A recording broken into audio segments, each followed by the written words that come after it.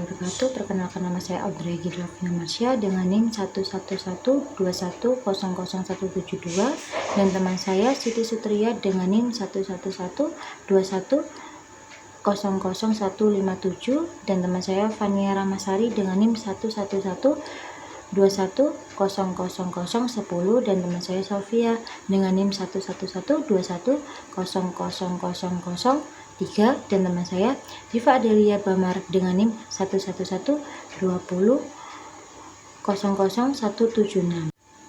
Kami dari Fakultas Ilmu Sosial dan Ilmu Politik, Program Studi Administrasi Negara dari Universitas 17 Agustus 1945 Surabaya. Di sini saya menempuh tugas evaluasi akhir semester dengan mata kuliah pengembangan organisasi. Dengan topik pembahasan pengembangan pemerintah pusat melalui implementasi manajemen organisasi pemerintahan di Indonesia. Organisasi pemerintahan di berbagai belahan dunia saat ini banyak yang melakukan reorganisasi. Reorganisasi mengacu pada penataan ulang struktural, konfigurasi ulang, penataan ulang, dan reformasi. Struktur ini sendiri terdiri dari 3 konsep. Konsep pertama adalah formasi kerangka, yang berarti struktur hierarki atau datar dan horizontal dari suatu organisasi administrasi dan tata kelola, di mana aliran wewenang mengambil keputusan, komunikasi dan koordinasi disusun berbagai rancangan. Konsep ini dapat bekerja dengan sangat baik atau mungkin hanya berfungsi sebagai struktur fasad. Pemerintah sering didorong untuk melakukan transformasi melalui perubahan radikal yang melibatkan restorasi organisasi, perampingan atau penundaan perancangan, ulang peran, inovasi, teknologi, dan rekayasa, ulang proses bisnis. Namun, sama seringnya reformasi ini menyusup menjadi penyesuaian marginal terhadap model fungsinya, yaitu yang terbukti mampu memiliki tingkat kekakuan dan kapasitas resistensi yang tinggi. Keadaan ini kemudian memindahkan fokus analisis dari konten dan jenis perubahan yang dirancang ke sumber daya yang diperlukan untuk mengaktifkannya. Selanjutnya, di Indonesia, kompleksitas birokrasi dan dinamika politik 1000 kali menjadi tantangan dalam pengelolaan administrasi publik. Itu bisa dikatakan dengan implementasi manajemen pemerintah merupakan gambaran bagaimana mengevaluasi dan sejauh mana reformasi yang telah dilakukan berdampak pada peningkatannya kualitas pelayanan publik dan kesejahteraan masyarakat. Selanjutnya, dalam konteks ini itu bisa bertujuan untuk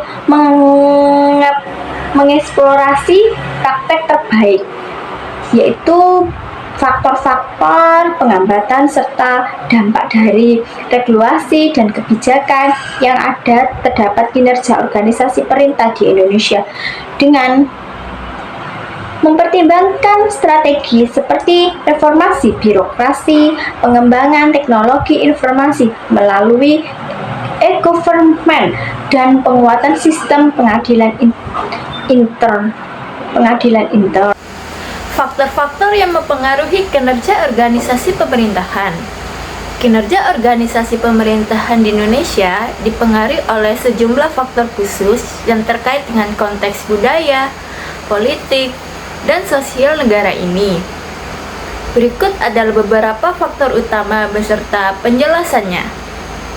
Kepemimpinan yang efektif dalam organisasi pemerintahan di Indonesia memegang peranan penting dalam mengarahkan visi, misi, dan strategi organisasi. Pemimpin yang jujur dan memiliki keterampilan manajerial yang kuat dapat berdampak besar terhadap kinerja secara keseluruhan. Struktur birokrasi di Indonesia yang seringkali rumit dan memiliki banyak tingkatan dapat menghambat kinerja.